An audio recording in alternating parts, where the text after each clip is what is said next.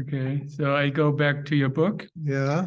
and well, there are many books actually, now that I think about it. Okay, look at this, guys. Okay, let's go to that one here, Power of No. Power of Now. Yeah. Power of Now. And so it's a real nice picture you're having here Yeah. with the Om, and you Yeah. have the 7 Chakras. Yeah. and Patanjali Yoga Sutras. Correct. So let's dive into this book. It's it just came out, I think. Yeah. Yeah. It's relatively recent. So let's look at the overview of the book. So let's move the picture here, and we have 3 chapters, I see. Yeah. And it starts Well, off with actually 4, but yeah. Oh yeah, even 5. Yeah, okay. Yeah, 4. That's 4. And you have samadhi. Yeah. Spiritual practice. Yeah, the practice of concentration. Yeah. Spiritual powers. Yeah. Perfection. And perfection.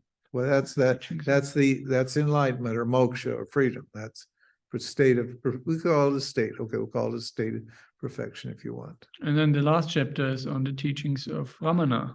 Yeah, the teachings of that's included in there because it composes of the 14th chapter, 13th or 14th chapter of my book, How to Attain Enlightenment, and that's a long teaching comparing Nirvikalpa Samadhi and Salvikalpa Samadhi with reverence to Ramana Maharshi. Okay. So it's been a very popular and important thing, and so I had it as one whole chapter in the book, and then recently that was written many years ago. A man came and who had this idea of blueprint for enlightenment.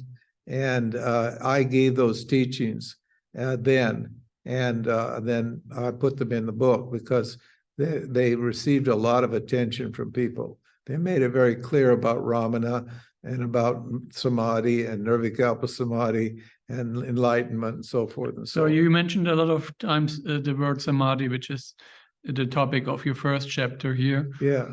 So is this whole book focused on getting samadhis and understanding samadhis? Well, the actual subtitle is Yoga and Vedanta, not the same, but not different. Mm-hmm. So in what way are they the same and what way are they different? So yoga and Vedanta have different ideas. They use the word samadhi differently. In yoga, you get a state of samadhi that you get by going through a whole bunch of steps. Mm-hmm. Here it says yoga and Vedanta not the same, but not different. That's right. And then and so you withdraw your mind, you focus your mind, you extend the focus, and then you get absorbed in a single thought until it crowds out all the other thoughts, and your ego or your mind disappears. Mm-hmm. But you're awake. It's like being asleep while you're awake. There's no time for you. And later on, when the samadhi ends, when you lose your concentration and the samadhi ends, then you know, hey, where was I?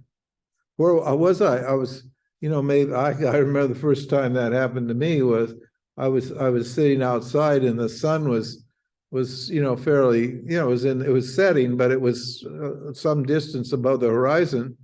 And then I don't remember everything because by the time when I woke up, the sun was just setting. It was almost gone below the horizon. So I realized, oh, I wasn't here because I had no memory of it. And because you'll have a memory of an experience, but there was no memory of the sun at all because I wasn't there with my memory to experience it. So that's called, that would be the practice of concentration. Yeah. Now, that's right. And so there are all these stages. And you seem to have, you always bring in the Vedantic view, apparently. Yeah, I compare the two. And here again, I compare it. Now, the Vedantic view says that it defines samadhi differently. It doesn't call it a practice. Although we're not against the practice of samadhi. We say practices, but don't think that samadhi is freedom, because it begins and ends. And you want an experience that doesn't begin and end. That's why you're seeking in the first place, because you're tired of all these good experiences you have that keep ending. And you know, so we're comparing the two, and Vedanta's idea is you are samadhi. So therefore samadhi means what?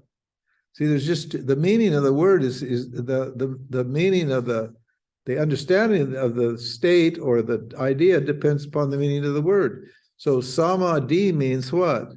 It means equal vision. Sama means equal in Sanskrit, and di means buddhi or intellect. It means a mind that sees everything equally.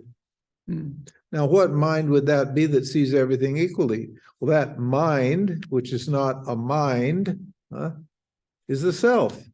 Because from the self's point of view, you see everything equally. It says in the Yoga Sutra, it says in the Yoga Shastras, a yogi in samadhi sees no difference between what? A lump of gold and crow shit. So that would be your perfection teaching? Well, yeah. Well, let me go to the next stage. So when now in yoga samadhi, because you gain by concentration, then you get spiritual powers. You get all these weird spiritual powers.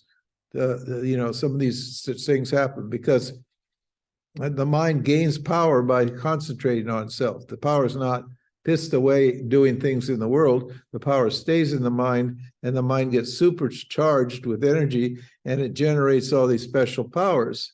And Patanjali, who wrote these sutras, says, "Don't get stuck here." Right? He says, "Go on to what?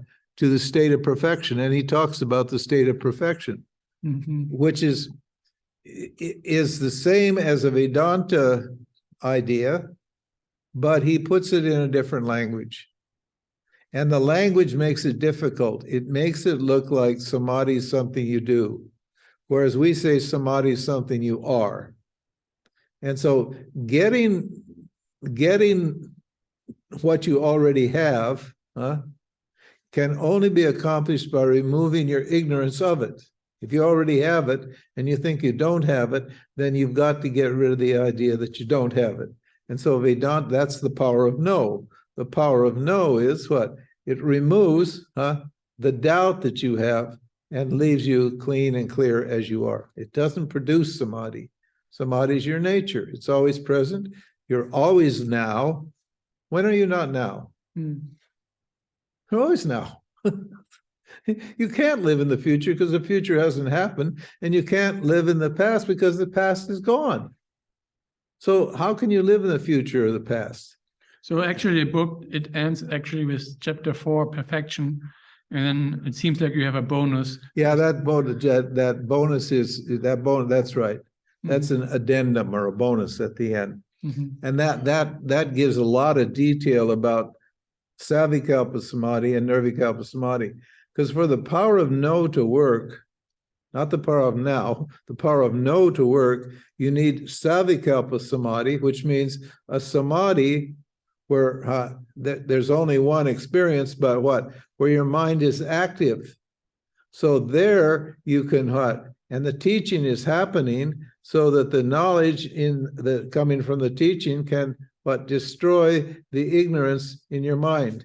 And then you understand what the difference between knowledge is and ignorance is, and those two categories disappear, and then you're left pure and perfect as you are.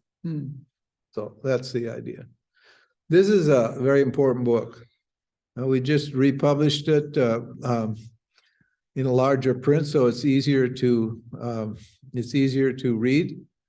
And we have digital version, and I recommend to anybody who before they ever even start seriously spiritual thinking, I recommend that people read this because it will remove a lot of confusion for them.